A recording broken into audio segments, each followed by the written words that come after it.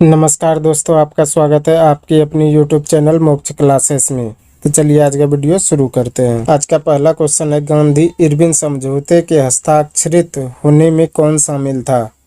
Gandhi Irwin समझौते के हस्ताक्षरित होने में कौन शामिल था? तो ये शामिल था तेज बहादुर सप्रू। इसका राइट आंसर ऑप्शन सी हो जाएगा। तेज बहादुर सप्रू जो है गांधी इरविन समझौते के हस्ताक्षरित होने में जो है शामिल थे। चलिए अगला क्वेश्चन देख लेते हैं। 2 नंबर क्वेश्चन है, निष्क्रिय विरोध के सिद्धांत का प्रतिपादन किसने किया? निष्क्रिय विरोध का सिद्धांत का प्रतिपादन किसने किया? तो ये किया था अरविंद घोष ने। इसका राइट आंसर ऑप्शन डी हो जाएगा। अरविंद घोष ने जो है निष्क्रिय विरोध के सिद्धांत का जो है प्रतिपादन किया था। चलिए अगला क्वेश्चन देख लेते हैं। 3 नंबर क्वेश्चन है, सांप्रदायिक अवार्ड पूना पैक्ट में दलित वर्ग के लिए कितने सीटें दी गई? सांप्रदायिक अवार्ड एवं पूना पैक्ट में दलित वर्गों के लिए कितने सीटें दी गई थी? तो ये दी गई थी क्रमशः 71 व 48। इसका राइट आंसर ऑप्शन बी हो जाएगा। क्रमशः 71 व 148 जो है सांप्रदायिक अवार्ड में पूना पैक्ट में जो है दलित वर्ग के लिए जो है सीटें दी गई थी। चलिए अगला क्वेश्चन देख लेते हैं। 4 नंबर क्वेश्चन है, वर्ष 1899 से 1900 के मुंडा क्रांति का नेता कौन था? वर्ष 1899 से 1900 के मुंडा क्रांति का नेता कौन था? तो ये था बिरसा मुंडा। इसका राइट आंसर ऑप्शन बी हो जाएगा। बिरसा मुंडा जो है मुंडा क्रांति का नेता था। चलिए अगला क्वेश्चन देख लेते हैं। 5 नंबर क्वेश्चन है, यदि दूध को ग्रीष्म काल में फ्रीज के बाहर रखा जाए तो वह खट्टा हो जाता है, जिसका कारण है? यदि दूध को ग्रीष्म काल में फ्रीज के बाहर रखा जाए तो वह खट्टा हो जाता है, जिसका कारण क्या है? तो यह लैक्टोज एसिड में लैक्टोज शर्करा का रूपांतरण। इसका राइट आंसर ऑप्शन बी हो जाएगा। लैक्टोज एसिड में लैक्टोज शर्करा का रूपांतर जो है के कारण ही जो है ग्रीष्म काल में जो है फ्रीज के बाहर दूध को रखने पर खट्टा हो जाता है। चलिए अगला क्वेश्चन देख लेते हैं। 6 नंबर क्वेश्चन है, पीतल में कौन सी धातुएं है? पीतल में कौन सी धातुएं हैं? तो यह तांबा और जस्ता। इसका राइट आंसर ऑप्शन डी हो जाएगा। तांबा और जस्ता जो है पीतल में मिली हुई धातुएं होती है। चलिए अगला क्वेश्चन देख लेते हैं। 7 नंबर क्वेश्चन है, सोने को घोला जा सकता है। सोने को घोला जा सकता है 3 भाग हाइड्रोक्लोरिक एसिड तथा 1 भाग नाइट्रिक एसिड के मिश्रण में जो है सोने को घोला जाता है। चलिए अगला क्वेश्चन देख लेते हैं। 8 नंबर क्वेश्चन है, किसी कमरे को ठंडा किया जा सकता है। किसी कमरे को ठंडा किया जा सकता है तो ये संपीड़ित गैस को छोड़ने से, संपीड़ित गैस को छोड़ने से जो है किसी कमरे को जो है ठंडा किया जा सकता है। चलिए अगला क्वेश्चन देख लेते हैं। 9 नंबर क्वेश्चन है, लोलक की कला विधि किस पर निर्भर करती है? लोलक की कला विधि किस पर निर्भर करती है? तो ये करती है लंबाई के ऊपर निर्भर करती है। इसका राइट आंसर ऑप्शन भी हो जाएगा। लंबाई के ऊपर निर्भर करती है लोलक की कला विधि। चलिए अगला क्वेश्चन देख लेते हैं। 10 नंबर क्वेश्चन है, खारे जल के तालाब में तैरने से मनुष्य की त्वचा क्यों जल जाती है? खारे जल के तालाब में तैरने से मनुष्य की त्वचा क्यों जल जाती है? तो ये जल जाती है क्लोरीन के कारण। इसका राइट आंसर ऑप्शन बी हो जाएगा। क्लोरीन के कारण जो है खारे जल के तालाब में जो है तैरने से मनुष्य की त्वचा जो है जल जाती है। चलिए अगला क्वेश्चन देख लेते हैं। 11 नंबर क्वेश्चन है, प्रकाश के उद्दीपन के कारण पौधे में होने वाली गति क्या कहलाती है? प्रकाश के उद्दीपन के कारण पौधे में होने वाली गति क्या कहलाती है? तो ये कहलाती है प्रकाशानुवर्तन। इसका राइट आंसर ऑप्शन ए हो जाएगा। प्रकाशानुवर्तन जो है प्रकाश के उद्दीपन के कारण जो है पौधे में होने वाली गति को कहा जाता है। चलिए अगला क्वेश्चन देख लेते हैं। 12 नंबर क्वेश्चन है, निम्नलिखित में से किस विटामिन में कोबाल्ट होता है? निम्नलिखित में से किस विटामिन में कोबाल्ट होता है? तो ये होता है विटामिन B12। इसका राइट आंसर ऑप्शन सी हो जाएगा। विटामिन B12 में जो है कोबाल्ट पाया जाता है। चलिए अगला क्वेश्चन देख लेते हैं। 13 नंबर क्वेश्चन है, किस प्रकार की मिट्टी में कार्बनिक पदार्थ की अधिकता होती है? किस प्रकार की मिट्टी में कार्बनिक पदार्थ की अधिकता होती है? तो ये होती है काली मिट्टी, ब्लैक सॉइल में। इसका राइट आंसर ऑप्शन ए हो जाएगा। काली मिट्टी में जो है कार्बनिक पदार्थ की जो है अधिकता होती है। चलिए अगला क्वेश्चन देख लेते हैं। 14 नंबर क्वेश्चन है, किस फसल के लिए पानी की अधिक आवश्यक है लेकिन जमाव नहीं? किस फसल के लिए पानी की अधिक आवश्यक है लेकिन जमाव नहीं? तो ये है चाय। इसका राइट आंसर ऑप्शन डी हो जाएगा। चाय में जो है पानी अधिक चाहिए लेकिन जो है जमाव नहीं चाहिए। चलिए अगला क्वेश्चन देख लेते हैं।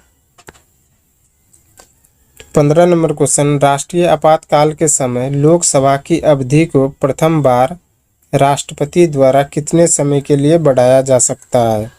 राष्ट्रीय आपातकाल के समय लोकसभा की अवधि को प्रथम बार राष्ट्रपति द्वारा कितने समय के लिए बढ़ाया जा सकता है?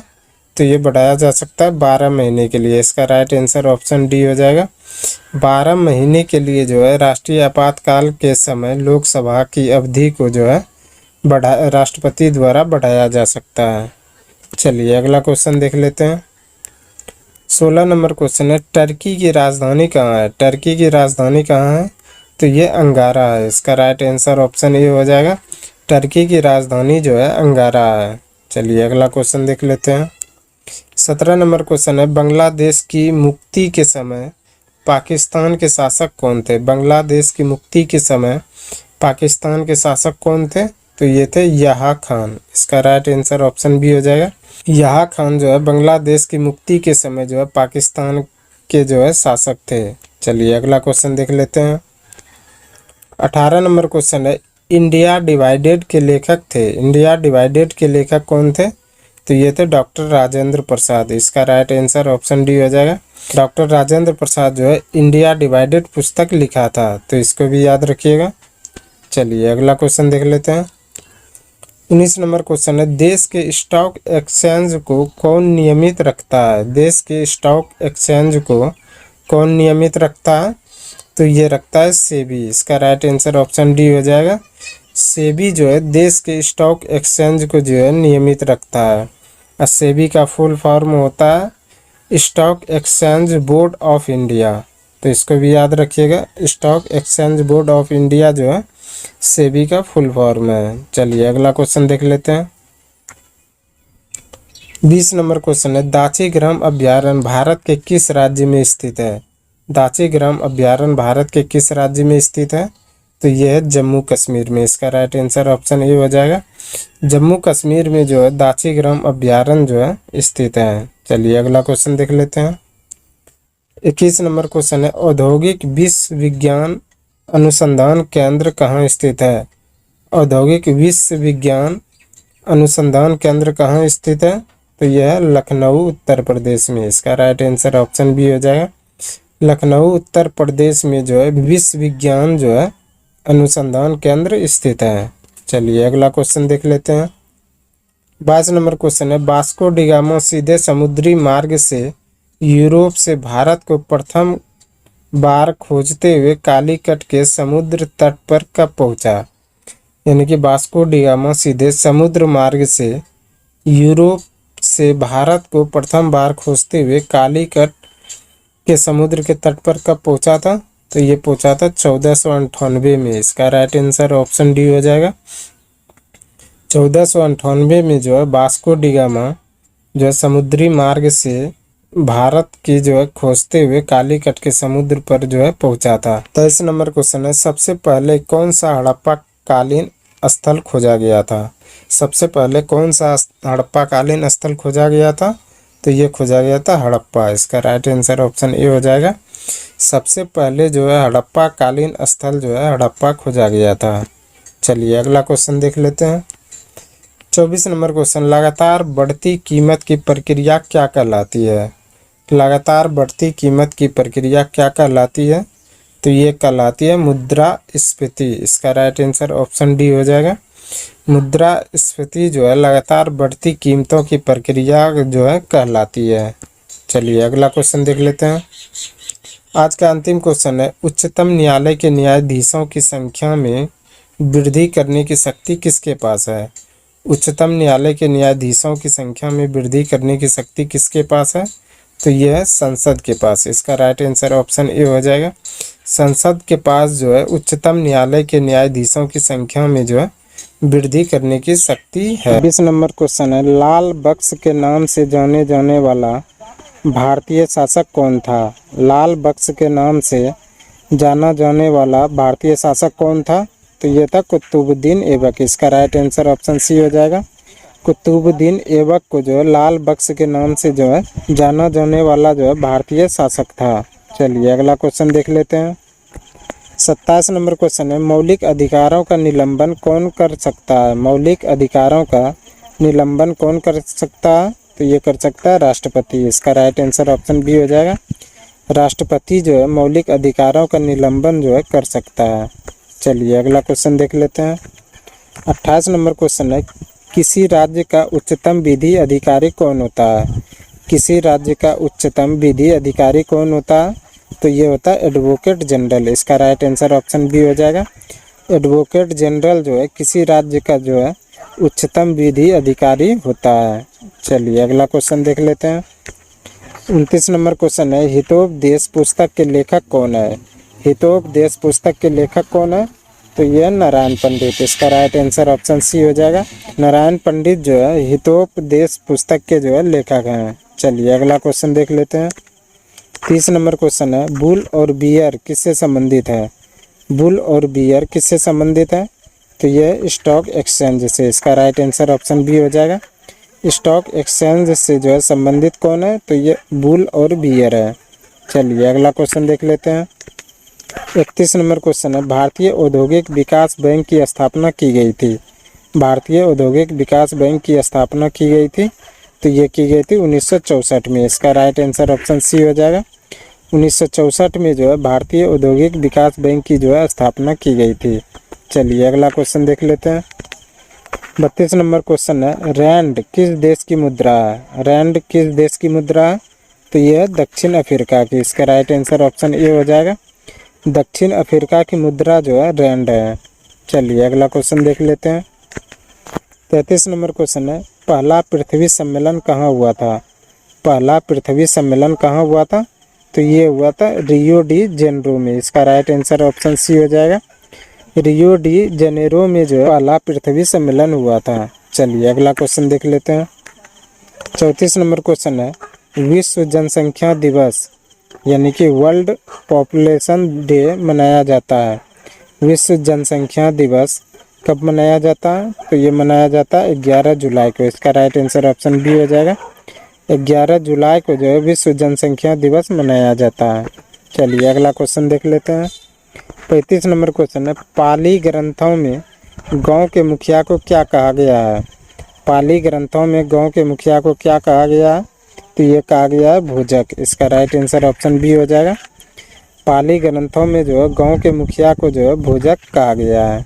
चलिए अगला क्वेश्चन देख लेते हैं। 36 नंबर क्वेश्चन है, 13वीं शताब्दी में सेना का सर्वोच्च अधिकारी कौन होता था?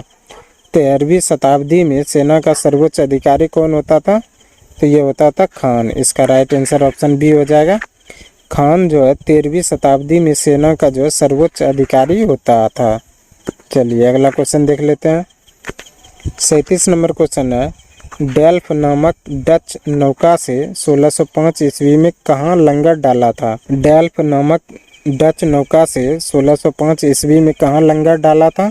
तो ये डाला था मुसलीपट्टनम में। इसका राइट आंसर ऑप्शन ए हो जाएगा। मुसलीपट्टनम में जो है डेल्फ नामक डच जो है नौका से जो है 1605 ईस्वी में जो है लंगर डाला था। चलिए अगला क्वेश्चन देख लेते हैं। 33 नंबर क्वेश्चन है, गुप्त वंश के ह्रास के पश्चात उत्तर भारत के बड़े भाग का पुनर्गठन किसने किया? गुप्त वंश के ह्रास के पश्चात उत्तर भारत के बड़े भाग का पुनर्गठन किसने किया? तो ये किया था हर्षवर्धन ने। इसका राइट आंसर ऑप्शन बी हो जाएगा। हर्षवर्धन ने जो है गुप्त वंश के ह्रास के पश्चात जो है उत्तर भारत के बड़े भाग का जो है पुनर्गठन किया था। चलिए अगला क्वेश्चन देख लेते हैं। 39 नंबर क्वेश्चन है, भारत में गुलाम वंश का संस्थापक कौन था? भारत में गुलाम वंश का संस्थापक कौन था? तो ये था कुतुबुद्दीन ऐबक। इसका राइट आंसर ऑप्शन ए हो जाएगा। कुतुबुद्दीन ऐबक जो है भारत में गुलाम वंश का जो है संस्थापक था। चलिए अगला क्वेश्चन देख लेते हैं। 40 नंबर क्वेश्चन है, निम्नलिखित घटनाओं में से कौन सी घटना 1919 में घटी? निम्नलिखित घटनाओं में से कौन सी घटना 1919 ईस्वी में घटी? तो ये घटी थी जलियांवाला बाग हत्याकांड। इसका राइट आंसर ऑप्शन सी हो जाएगा। जलियांवाला बाग हत्याकांड जो है 1919 ईस्वी में घटी थी। चलिए अगला क्वेश्चन देख लेते हैं। 41 नंबर क्वेश्चन है, 1916 ईस्वी में मद्रास में स्वशासन आंदोलन के प्रवर्तक कौन थे? 1916 ईस्वी में मद्रास में स्वशासन आंदोलन के प्रवर्तक कौन थे? तो ये थे एनी बेसेंट। इसका राइट आंसर ऑप्शन सी हो जाएगा। एनी बेसेंट जो है 1916 ईस्वी में मद्रास में स्वशासन आंदोलन के जो है प्रवर्तक थे। चलिए अगला क्वेश्चन देख लेते हैं। 42 नंबर क्वेश्चन है, निम्नलिखित में से किसने 1857 ईस्वी के विद्रोह का कानपुर में नेतृत्व किया था?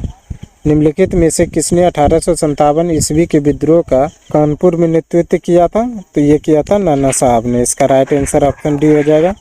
नाना साहब ने जो है 1857 ईस्वी के विद्रोह का जो है कानपुर से नेतृत्व किया था। चलिए अगला क्वेश्चन देख लेते हैं। 43 नंबर क्वेश्चन है, इंडियन नेशनल कांग्रेस के संस्थापक कौन थे? इंडियन नेशनल कांग्रेस के संस्थापक कौन थे? तो ये थे एलन ऑक्टेवियम ह्यूम। इसका राइट आंसर ऑप्शन बी हो जाएगा।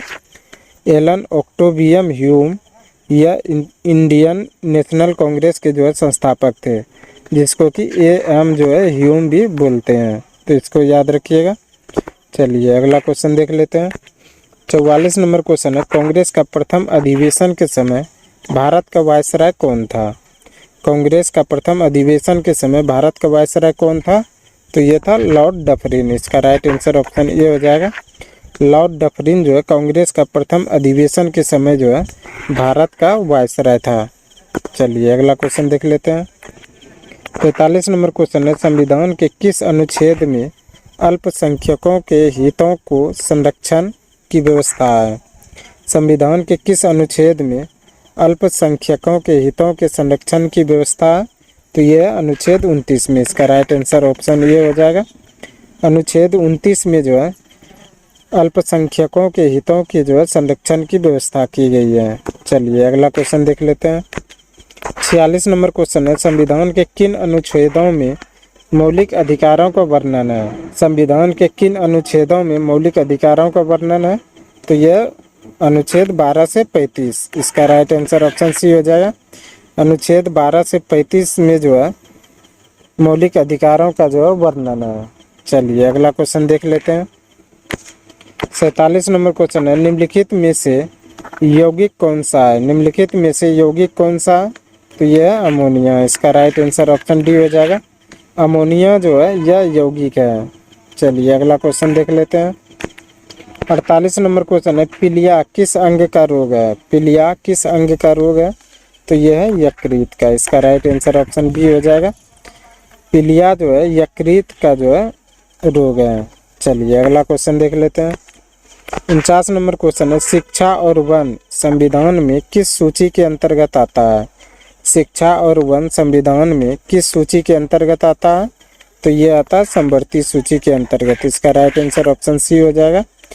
शिक्षा और वन जो है संविधान के जो है समवर्ती सूची के अंतर्गत आता है।